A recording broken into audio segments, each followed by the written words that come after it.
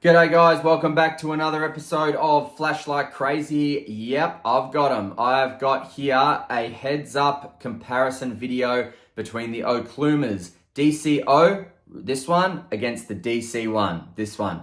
The DC0 is in brass, DC1 is in titanium. You'll get what you can get, and I love both of them. Let's check it out.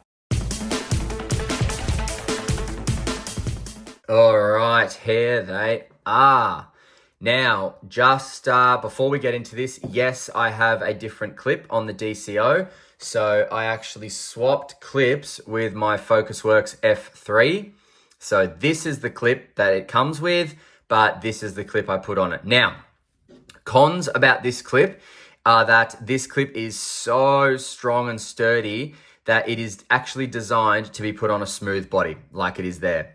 Reason being is that it sits so flush onto the light that because this is a rough area here, it actually tears your pockets up. So I love the look of that, but I'm going to have to change it back to the regular pocket clip because I just can't pocket it with this light and destroy all my jeans. I really don't want to do that. But for now, I love the look of it, so I'm leaving it on. Now, I was also lucky enough to pick up a brass bead from the gentleman I bought this from, so they go really well together, and I just absolutely love actually connecting it and carrying it like that. It's just awesome. Now, before we get into the lights, so they will come in this. You have a little cigar box, timber cigar box, and you have your little Okluma pouch there with the Okluma symbol right there. So it's a really, really nice touch, these boxes, and I would urge anyone who buys one with a box to keep the box and not throw it out, because it just makes the resale experience a lot better when you buy a light with the box and the certificate of authenticity and everything like that. Now, speaking of the certificate of authenticity, here I have, so this is the one for the DC1, made in 2017, signed by Jeff. Now, Nietzsche 219C. I don't think it has a Nietzsche 219C in it anymore because this has been modded, but I'll go over that. And the material is titanium. On the back here, we have a DC0 brass Nietzsche 519A, definitely what's in this. And it was made in 2023, and there's Jeff's signature as well. So keep these two because resale is it's just a nice experience, and it's important to get the certificates if you can help it. Now, looking at them close, might zoom in for this. So check these out. So at first glance, yep, the DC0 is taller, DC1 is more stubby. DC1 is definitely feels just like a bloody brick in your hand, not in a bad way at all. So actually, let's start with the DC1. So the DC1, one of the most ingenious parts about this light, one of the parts that I fell in love with the most, is that you've got a thick tail, thin body, and a thick head. So my two fingers here fit perfectly around the body. Then my third and fourth finger fit around the light head. Thumb falls on the tail switch. Look at that. Absolutely perfect. Another piece of genius is that the pocket clip is long enough and comes down to the smooth part of the light. So it's not on the rough bit, meaning you don't tear your pockets up. Lovely. Now, you have a forward clicky McClicky, and that is embedded down a shrouded tail cap full of titanium. Very, very cool. Screwed in pocket clip as usual. Just beautiful. This is the titanium version, as you know, but you can get them in, copper, brass, whatever. And it is a triple emitter. You can mod these. You can mod this to a single emitter. You can mod it to whatever you want, really. So I'll just show you.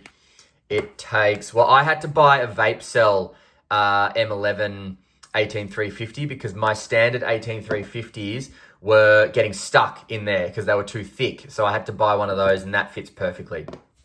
Now, okay, so this has been modded to have a dragon driver. That's the dragon driver.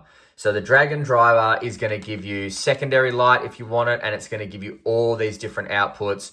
It's also going to give you the option to change to toggle memory on or off, to toggle low, medium, and high, or high, medium, and low, to toggle moonlight on or off, and to toggle the secondaries on or off. Now, let's just talk about the secondaries in this light for a second, because the person who modded this light has done a brilliant job. They really did it well. They did fall short, in my opinion. And obviously, what I'm about to talk about is a very subjective, very personal preference. But for me, the green tail cap is absolutely brilliant to go with the green secondaries, right? Fantastic. But the actual light is quite bright. And if it was me, I would have gone a 4000K or less. So that's the one thing where I was thinking, oh, I wonder why they went, the white bright light. Maybe they really needed a lot of light and whatever. Maybe they just like it. Nothing wrong with it. But for me, I would have gone 4000K. But apart from that, actually adding a green glow gasket. God, say that fast. That would have been cool as well, because then it's like green, and then when you let go, you'd have a green glow, which is just awesome.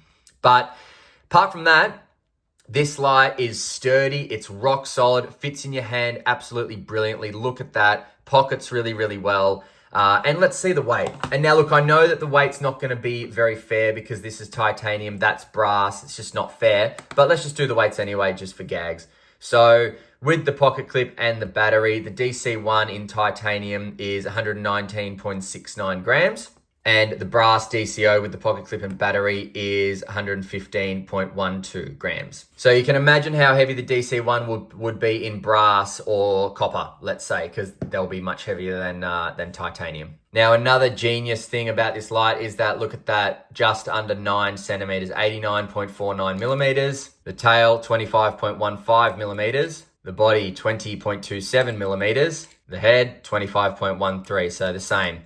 So again, I can't emphasize enough the genius and brilliance of the stature of this light. You know, the design with thick here, thin here, just makes it so comfortable. It's more comfortable to hold than the DCO, in my opinion, and my observation and the way I feel. It's just more comfortable. It's not going anywhere, man. Now the DCO, look at that, 100.84, and I'm probably a little bit off even. So let's just try and get it to that. So yeah, basically a little over 10 centimeters. 101 mil, we'll say. The tail, 18.53 mil. The head, 18.55 mil. Body, 18.49 mil. So basically the same width all the way down. Pockets really well. Great for pocket organizers and things like that. So now this head-to-head is going to be a little different as well, because you've got the drag and driver in here. It's been modded, but the standard is just low, very low, great for, beside the bed, and then medium, and then high with memory mode. And the beam profile, let's see if we can see that. Okay, so the beam profile, I'm just going to zoom out. The beam profile of the DCO is quite spectacular, because you look here, you've got the beam coming all the way back to basically where the light head is. It's got a mad spread and gives you a really nice, intense bit of light in the middle with a beautiful spread around it. This thing is probably a 20-degree optic. You can get a wider one, 30-degree, or you can get a 10-degree, which is kind of like a bit more of a spot. I think this, whatever optic this is, it's perfect, because when I shine it at anything, it lights up everywhere around it. So it works really, really well. Now with the DC1, you're going to get more light because you've got 3 emitters, but this is not a stock DC1. This is a drag and driver DC1. So, you've got heaps of outputs: moonlight mode, low, medium, and high, turbo, and high two. I think high, there's 2 highs and then a turbo. So it's really, really, really awesome to be able to mod these lights as well. And I think, as I said, the person who modded this did a bloody good job. So just going off feel, I definitely think the DC1 is more comfortable and feels more sturdy in the hand, but the DCO pockets better, without a doubt. Now, the other thing that the DC1's got is when the head gets really hot, because a lot of light's pumping out of here, and titanium, that head is going to get really hot. You can hold it back here, cigar grip, no worries. And that's really, really cool to be able to do. The DCO, you can still hold it back here. It's not a problem, but it's more comfortable and sturdy in the DC1. Now, both of these lights are absolutely tough as nails, low voltage protection, You know, you can drop them, they're fine. And the thing about these lights as well is there is a guarantee that if anything goes wrong with them, or you drop them, or you break something or whatever, that you can send it back to Jeff and he will fix it. And sometimes it'll cost money and sometimes it'll be free depending on what's wrong with it. So if your engine starts to stuff up, he'll just replace it for free. But, you know, if you say, oh, I want it modified or whatever, then you'll just have to pay for whatever plus postage. So really, really great service you get with these lights. And I'm so thrilled to have been introduced into the custom world and now have in my hand 2 Oklumas. They're just absolutely beautiful. And check the brass, man. It's just awesome. Absolutely love it. All right, so let's go outside and see how they do at nighttime. There is a big difference between what these can put out. Like I said, small to medium jobs is the DC0 and your bigger jobs DC1 because it just has more light. All right, let's come back for some final thoughts and prices after this. See you in a sec. All right, we'll kick things off with the DC1. So let me just get it to the highest output there. So that's what you're getting with a DC1. Now, this is a drag and driver though. So I don't know if the original DC1, maybe this is being a bit unfair. So, okay, so this is the max for the drag and driver, but I don't know what the max is for the stock DC1. So let's just go through some of the other outputs. So that's medium, that's medium 2. So it'll be something like this, the highest output of the original DC1, like the stock driver or engine. Because I don't know if it'll go this bright or not. This is the first DC1 I've held, so I don't know if it'll go this bright or not. I couldn't tell you. But you get a feel for the beam pattern. Very floody, got a good hot spot though. Like it does have some distance. Comes down to the foot as well. So really nice floody. All right, now let's go to the DCO. So this is stock DCO. So you've got your lowest output there. Really great for, you know, by the bedside. That's the next one. Not sure what degree optic it is, but I would guess 20. So just really great illumination this has. You know, around the house, your small to medium jobs, it's just perfect. The way it lights up everything evenly is just perfect. And then that. So that's what you get. That's the highest output. Comes to your feet. And I mean, again, close to medium jobs, small to medium jobs, perfect. Because look at that, you know, you want to see something anywhere in that bush, cool, just shine it somewhere in that direction and you've got even light anywhere in that bush. Look at that. I'm moving it around like that and you've still got even light pretty much everywhere.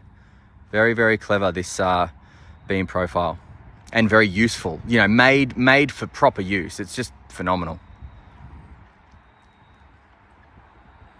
Absolutely great. So, you know, small stature, great beam profile, slender, 3 modes, or, you know, you go the DC1, bit more stocky, heavier, nicer grip, I think. And you've got the options for, you know, chucking all these different drivers and stuff, but obviously more light. You got 3 emitters, you know. All right, see ya. All right, so look, forgetting the finish, because you can get them both in, you can get this in titanium, you can get this in brass, you can get them in everything. Let's talk comparison with the beams. So the way I see it is, if you want a light with more light, go the DC1. If you want a light for the small to medium jobs around the house, things like that, up in roofs or whatever, DCO is going to do just fine. I think the DCO's got a better beam pattern, I do. But that being said, if you need that little bit of extra light, you're going to want to go the DC1. Also, DC1, as I've said, actually fits better in the hand, in my opinion.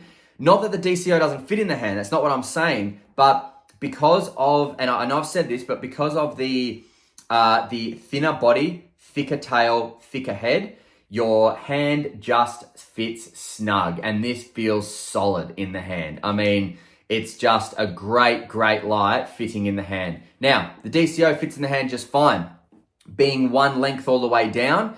I wouldn't say it's slipping out of your hand or anything like that, but I do think you've got a better grip in the DC1, definitely. Now, price is pretty similar. I mean, both of these came from the secondary market. You literally have to win the lottery to be able to buy one straight from Jeff.